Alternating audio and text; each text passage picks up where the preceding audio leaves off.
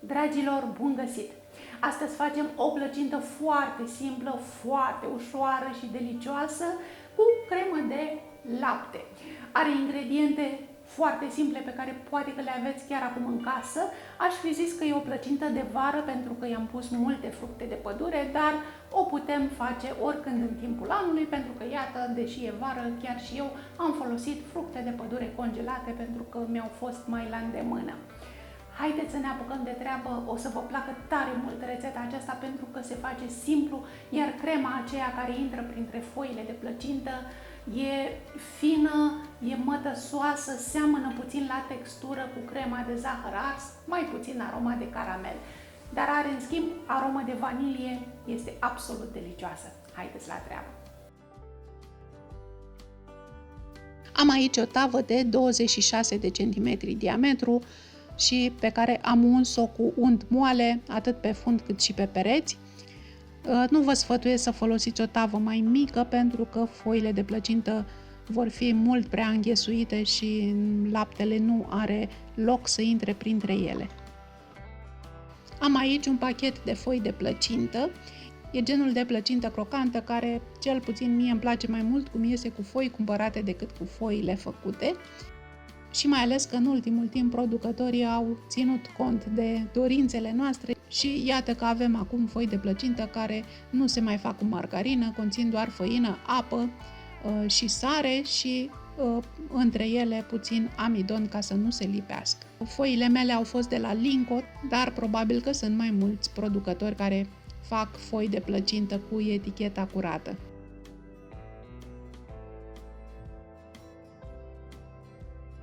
Aici am 50 de grame de unt pe care l-am topit și l-am lăsat să se răcească puțin și ungem fiecare foaie de plăcintă cu unt topit și o așezăm în tavă. La început pun 3 foi de plăcintă, fiecare unsă cu unt, și acestea vor fi baza plăcintei.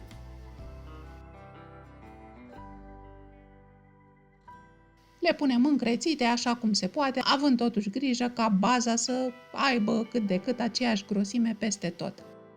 Nu folosiți foarte mult unt. Ideea acestei plăcinte este tocmai că să fie mai ușoară, cu mai puține grăsimi, dar totuși trebuie puțină grăsime pe foile de plăcintă ca să aibă gust bun. Am făcut plăcintă de genul acesta și cu carne, și cu piersici, și cu mere, și cu vișine, și cu spanac și cu brânză. O să vă las la descriere mai multe rețete de plăcinte de genul acesta. Avantajul metodei, ca să zic așa, este că putem să folosim chiar și foile de plăcintă pe care uneori le mai găsim rupte în pachet și cu care nu am putea face, de exemplu, suluri de plăcintă foarte aspectuoase. După ce am format baza, ungem în continuare fiecare foaie de plăcintă, dar le strângem așa ca pe o armonică sau ca pe un evantai și le așezăm circular în tavă. Dacă folosiți o tavă dreptunghiulară, le puneți drept. Și continuăm așa cu toate foile de plăcintă, le ungem cu unt și le așezăm circular în tavă. Așa arată foile mele de plăcintă așezate în tavă.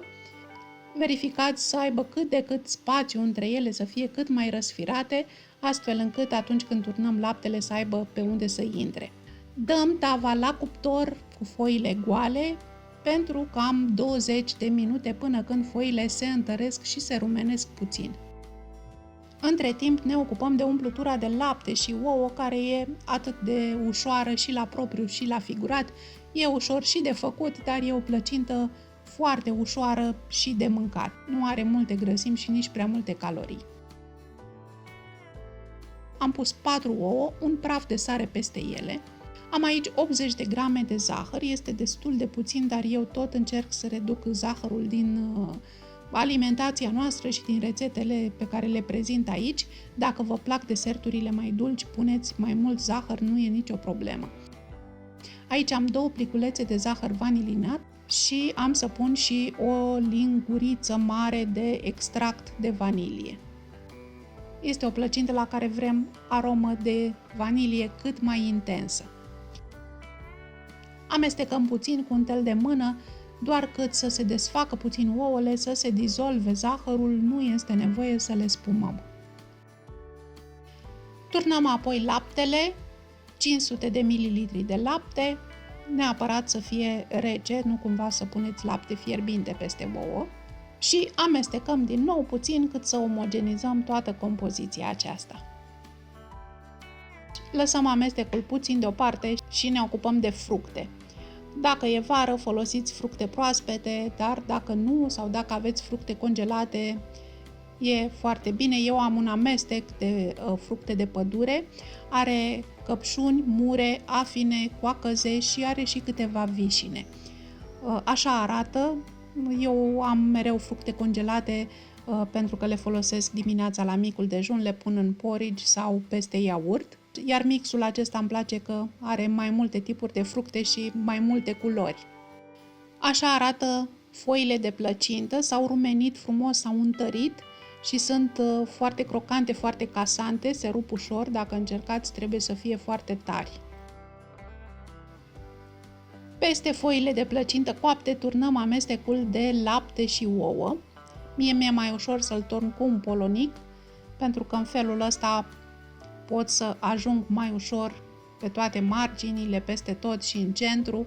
Turnați încet și lăsați puțin timp laptelui să intre printre falduri. Încet, încet plăcinta va absorbi tot laptele. Și chiar dacă intră și pe margini și de desubt, nu e nicio problemă. De aceea am copt foile ca să fie mai uscate și să absoarbă mai bine acest lapte vanilat.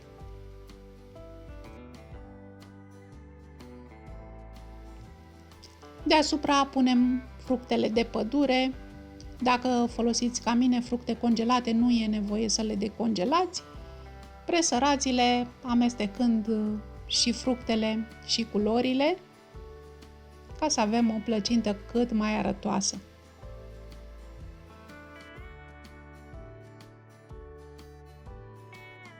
Și acum plăcinta merge la cuptor, cuptorul are în continuare 180 de grade și lăsăm plăcinta acolo pentru cam 25-30 de minute până când laptele se încheagă și o să vedeți că plăcinta se umflă foarte frumos. Ia uitați ce minunăție de plăcintă, din păcate trebuie să vă spun că nu o să rămână așa umflată.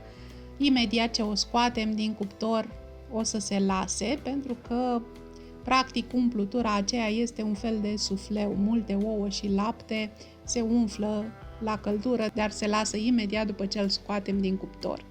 Plăcinta poate fi servită și caldă, eventual cu o cupă de înghețată, dar e bună și rece. Eu o las să se răcească înainte să o servesc. Uitați cât e de frumoasă, ce frumos se văd acolo fructele, care și-au lăsat și un pic de zeamă în plăcintă. Pentru că folosesc mai puțin zahăr în umplutură, păcălesc gustul cu puțin zahăr pudră. Pe fiecare felie de plăcintă nu știu dacă ajung nici măcar 2 grame de zahăr pudră, dar în felul acesta plăcinta pare dulce fără să fi folosit foarte mult zahăr. Deci am descoperit trucul acesta, pun mai puțin zahăr în umpluturi, în creme, în prăjituri și peste tot pe unde pot ne păcălim cu puțin zahăr pudră.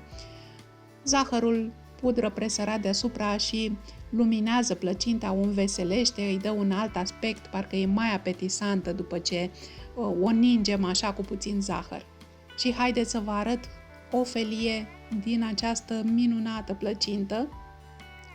Uitați cât de bine arată, are multă vanilie, fructele de pădure sunt acrișoare, vin și ele cu aroma lor și rezultatul este o plăcintă pe cât de simplă, pe atât de bună și de ușoară. Dragilor, cred că dacă o încercați o să vă placă foarte mult rețeta aceasta. Neapărat vă aștept în comentarii să-mi spuneți cum a ieșit. Până data viitoare vă îmbrățișez cu drag. Numai bine!